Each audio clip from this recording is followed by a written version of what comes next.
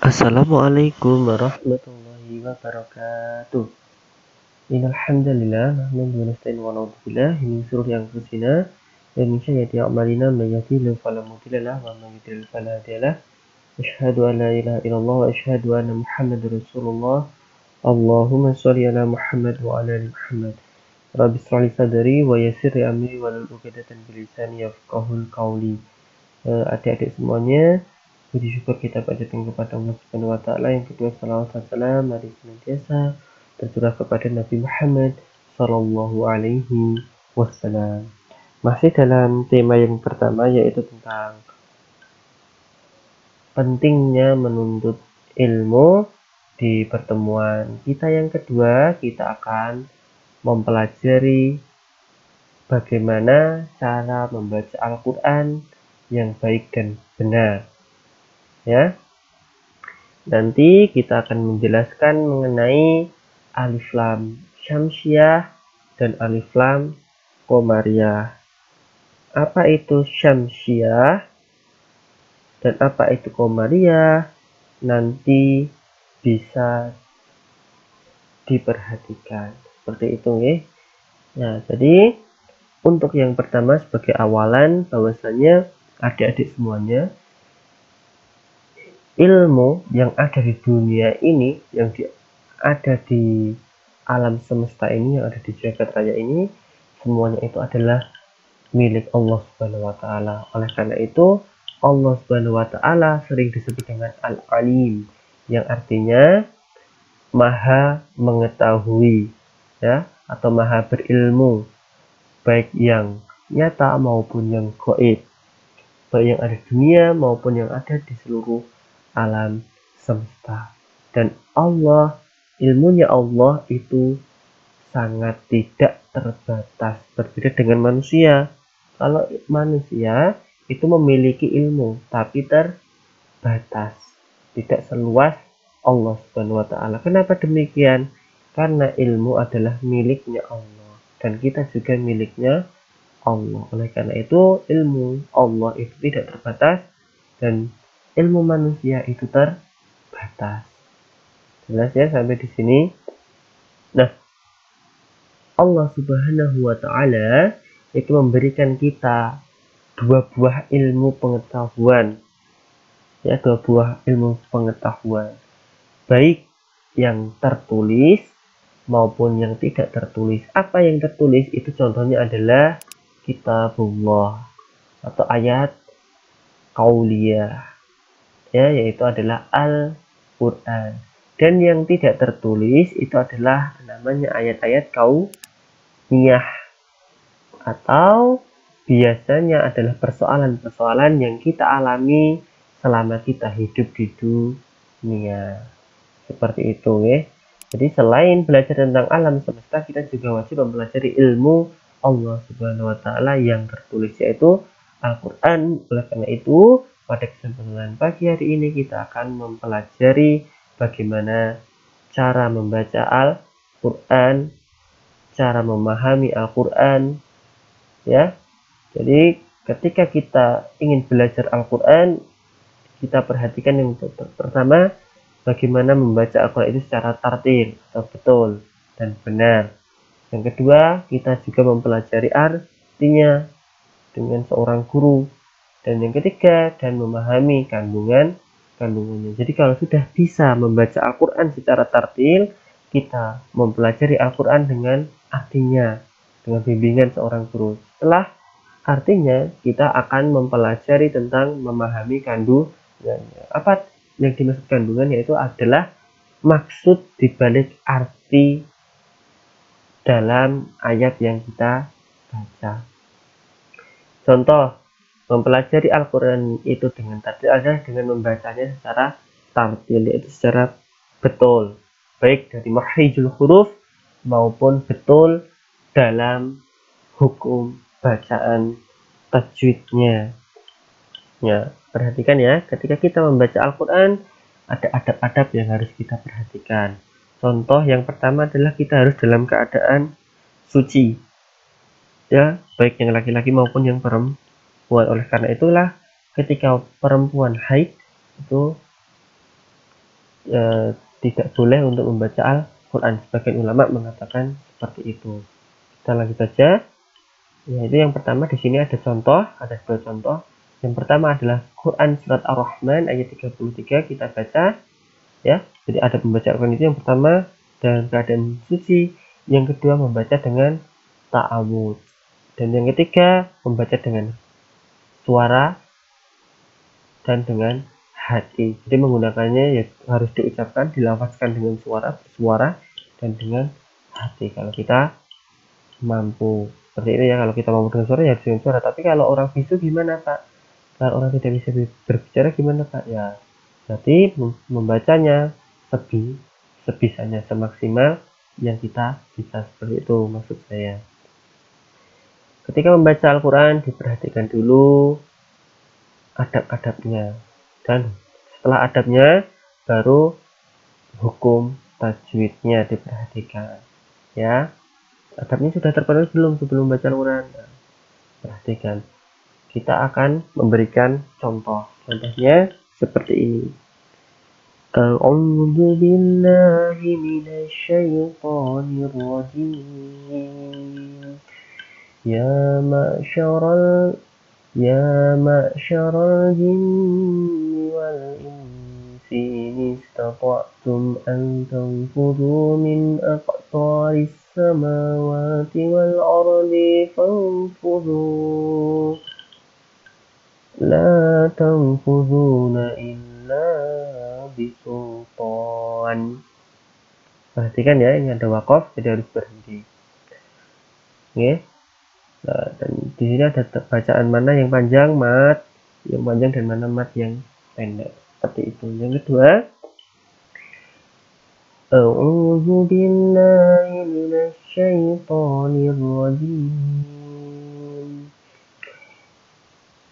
Ya ayyuhalladzina amanu idza qila lakum tafassahu fil majalisi fafsahu yafsahillahu lakum wa idza qila unshuzu fanshuzu yarfa'illahu alladzina amanu minkum walladzina utul ilma darajat wallahu bima ta'maluna khabir.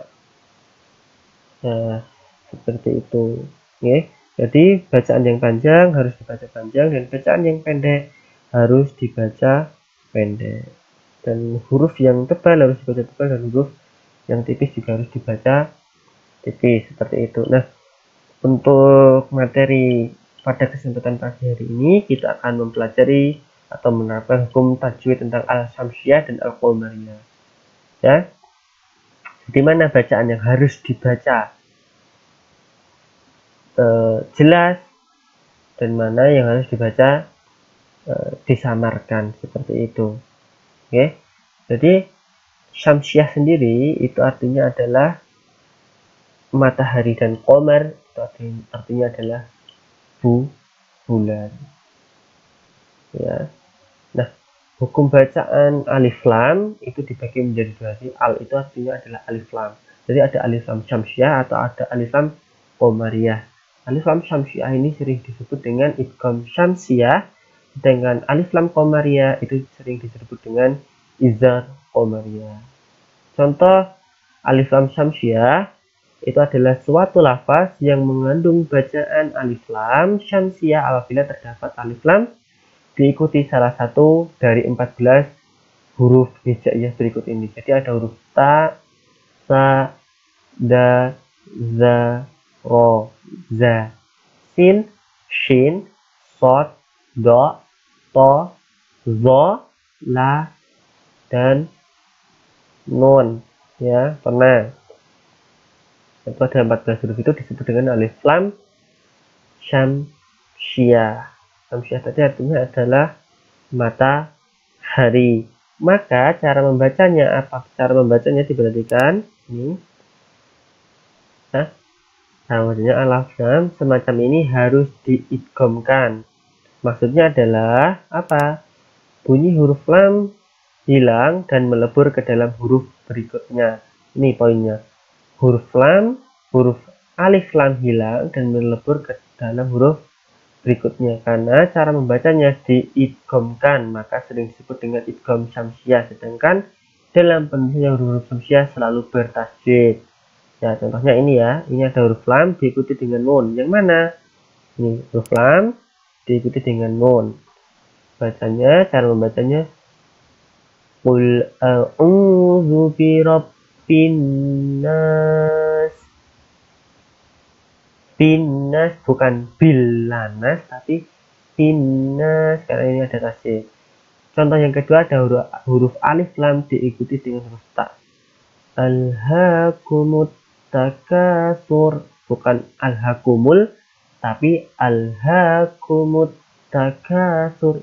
Dan ciri yang kedua itu alif lam syamsiah itu biasanya tidak ada tanda bacanya di huruf lamnya, tapi di depannya itu pasti bertasydid. Biasanya seperti itu, selalu bertasydid. Yang kedua ada alif lam qamariyah. Qamar itu adalah artinya bulan. Cara membacanya harus jelas. Kalau syamsiah itu matahari, cara membacanya disamarkan atau diidghamkan. Oke. Nah, yang poin B adalah qamariyah. Kenapa dibaca jelas? Nah, cara membedakannya mudahnya gini. Kalau kalian melihat matahari, ya itu kan sulap. Jadi kan bikin samar pandangan. Sedangkan ketika kalian melihat bulan atau qamar, itu kalian bisa melihatnya dengan jelas. Ketika kalian melihat matahari, itu pasti nampak tidak jelas. Maksudnya adalah silau atau sulap. Sedangkan ketika melihat qamar atau bulan itu pasti bisa dengan secara jelas. Jadi al-qamariyah atau alif lam qamariyah itu adalah suatu lafaz yang mengandung bacaan alif lam qamariyah apabila terdapat alif lam diikuti salah satu dari 14 huruf. Ada huruf alif, ba, jim, ha, kha, ain, ghain, fa, qaf, kaf, mim, waw, ha, dan ya. Nah, contoh diperhatikan contohnya. Di sini ada dua contoh. Ya. Ada dua contoh dari huruf kaf dan huruf mim. Jadi apabila ada huruf alif lam diikuti huruf kaf, maka harus dibaca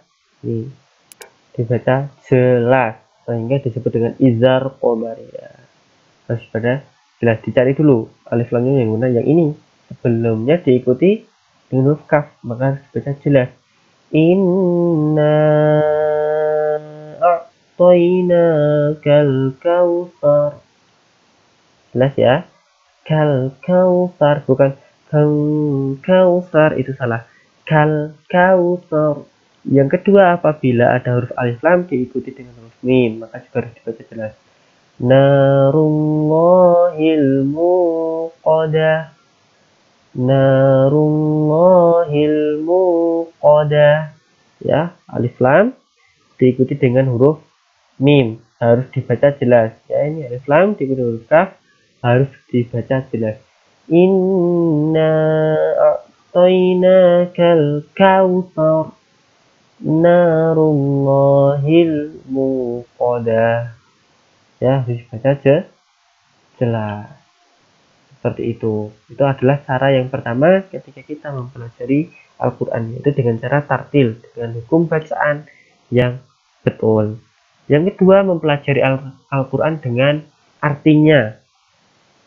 Nah, di sini di buku kalian itu pasti juga sudah ada ya. Mempelajari dengan artinya itu boleh dengan cara perkata ataupun dengan cara langsung seperti ini, secara full atau penuh. Kalau perkata ya diartikan perkata. Contohnya, ya ma'syara itu artinya adalah wahai golongan. As-samawati wal ardi artinya langit dan bumi. Al-jini wal insi artinya jin dan manusia. Fangfudu artinya maka tembuslah. Ini statoktum artinya jika kalian sanggup. La tangfudu artinya kalian tidak akan menembusnya. Antangfudu untuk menembus. Illa bisultan kecuali dengan kekuasaan Allah. Min aqtarik dari sebagian penjuru. Ya, jadi boleh dari sini dulu. Nah, ini ya kalau dibacanya yang paling tepat ya dari sini dulu ke sini. Ketika membaca Al-Qur'an itu dari kanan ke kiri. Ya, nah, kalau dijelaskan secara full, wahai golongan jin dan manusia, jika kamu sanggup menembus atau melintasi penjuru langit dan bumi, maka tembuslah. Kamu tidak akan sanggup atau tidak akan mampu menembusnya kecuali dengan kekuatan dari Allah. Quran surat Ar-Rahman ayat 33. Nah, itu adalah cara mempelajari Al-Quran dengan artinya. Jadi, ketika dengan tartil, itu dengan hukum bacaan yang betul, dan ketika dengan artinya, itu adalah mempelajari artinya. Tapi ketika mempelajarinya ini dibaca artinya juga harus apa? Diperhatikan, ya, harus ada gurunya atau pembimbingnya. Jangan sampai ketika kita mempelajari Al-Quran itu kita belajar sendiri, karena ketika kita mempelajari Al-Quran sendiri itu yang menjadi guru adalah syaitan. Nah, sedangkan di poin yang ketiga yaitu memahami kandungannya. Jadi apa kandungan dalam Quran surat Ar-Rahman ayat 33 ini? Nah, yang pertama adalah ayat ini menerangkan tentang, kalau dalam tafsir itu menerangkan tentang wahai golongan jin dan manusia. Jadi seruan kepada jin dan manusia, yaitu seluruh jamaahnya jin dan manusia itu menerangkan. Ya, kenapa jin disebut terlebih dahulu? Karena kemampuan jin itu lebih tinggi dari kemampuan manusia. Ya, dikatakan seperti itu. Di ayat yang kedua, nah, jika kamu sanggup menembus atau melintasi penjuru langit dan bumi, maka lintasilah. Jadi ada 3 pendapat mengenai ayat ini. Yang pertama, berkaitan dengan ketidakmampuan manusia lari dari takdir Allah dan lari dari kekuasaannya atau kekuasaan Allah. Ibnu Katsir menjelaskan, jadi Ibnu Katsir itu menjelaskan, kalian tidak akan dapat melarikan diri dari perintah Allah dan takdirnya. Yang kedua, keberadaan pada hari kiamat. Ya, jadi Allah Subhanahu wa taala ini menjelaskan tentang apa? Tentang bahwasanya seluruh yang ada di langit dan bumi ini atas kehendak Allah. Kecuali dengan kekuatan Allah itu kita tidak akan mampu merubahnya atau menembusnya. Dikatakan seperti itu. Nah, yang kelima itu mengartikan Quran surat Al-Mujadilah ayat 11. Ya, kita baca dulu satu perkata. Ya, ya ayyuhalladzina, wahai orang-orang yang. Ya ayyuhalladzi itu wahai orang-orang. Nah, itu ya. Amanu itu artinya mereka beriman. Idza qila lakum, artinya apabila dikatakan kepada kalian, tafassahu, berlapang-lapanglah kalian, fil majalis, di dalam majelis. Fafsahu, artinya maka berlapang-lapanglah. Angsyuzu, berdirilah kalian. Fangsyuzu, maka berdirilah. Yarfa'illahu, Allah Subhanahu wa taala mengangkat minkum, di antara kalian, utul ilma, yaitu orang yang berilmu, darajat, beberapa derajat, bima ta'maluna, dengan apa yang kamu kerjakan, khabirun, artinya Allah maha teliti. Kalau secara full diartikan seperti ini. Wahai orang-orang yang beriman, apabila dikatakan kepadamu, berilah ke lapangan di dalam majelis-majelis, maksudnya ketika dalam majelis itu ya di dalam kelas, di dalam ketika kita mengaji seperti itu, maka lapangkanlah. Apa yang dilapangkan? Tempat duduknya, orangnya. Teman-teman kita harus diberikan ke lapangan. Diberikan apa lapang itu maksudnya? Kenyamanan. Dan niscaya Allah akan memberi kelapangan untukmu. Jadi ketika kita melapangkan orang lain, maka kita akan dilapangkan oleh Allah. Ketika kita memberikan rasa nyaman kepada orang lain, maka Allah akan memberikan rasa nyaman yang ada di dalam hati kita. Dan apabila dikatakan berdirilah kamu, jadi Rasulullah itu pernah ketika berada di majelis itu menyuruh orang untuk melapangkan majelisnya, dan ketika diperintahkan untuk berdiri maka kita harus berdiri, ya. Diperintahkan siapa? Misalnya diperintahkan ya yang memberikan kita materi, di guru-guru kita. Kalau masanya Rasulullah, ya Rasulullah. Ketika Rasulullah mengatakan kita untuk diri, maka kita juga harus berdiri. Maka para sahabat itu juga berdiri. Niscaya Allah akan mengangkat derajat orang-orang yang beriman di antaramu dan orang-orang yang diberi ilmu beberapa derajat. Jadi yang diangkat derajatnya oleh Allah Subhanahu wa taala yang pertama adalah orang yang beriman, ya, dan orang yang diberi ilmu beberapa derajat saja. Jadi kalau derajat kita ingin diangkat oleh Allah Subhanahu wa taala, maka kita harus menjadi orang yang beriman dan berilmu. Nah, itu adalah maksudnya. Dan Allah Maha Tahu atas apa yang kamu kerjakan. Tuh, artinya seperti itu. Jadi kita tadi telah mempelajari Al-Quran dengan yang pertama mempelajari dengan tartil, yang kedua dengan arti, yang ketiga tentang kandungan isinya. Jadi seperti itu. Maksud dari artinya itu apa? Itu adalah kandungan isinya. Di mana kandungan itu dapat ditemukan? Yaitu kalian bisa membaca tafsir Al-Quran atau belajar dengan guru Al-Quran. Mungkin itu yang dapat saya sampaikan. Kurang lebihnya saya mohon maaf. Kita akhiri dengan membaca hamdalah dan doa kafaratul majelis. Alhamdulillahirabbil alamin. Subhanakallahumma wa bihamdika asyhadu an la ilaha illa anta astaghfiruka wa atubu ilaik. Sekian, wassalamualaikum warahmatullahi wabarakatuh.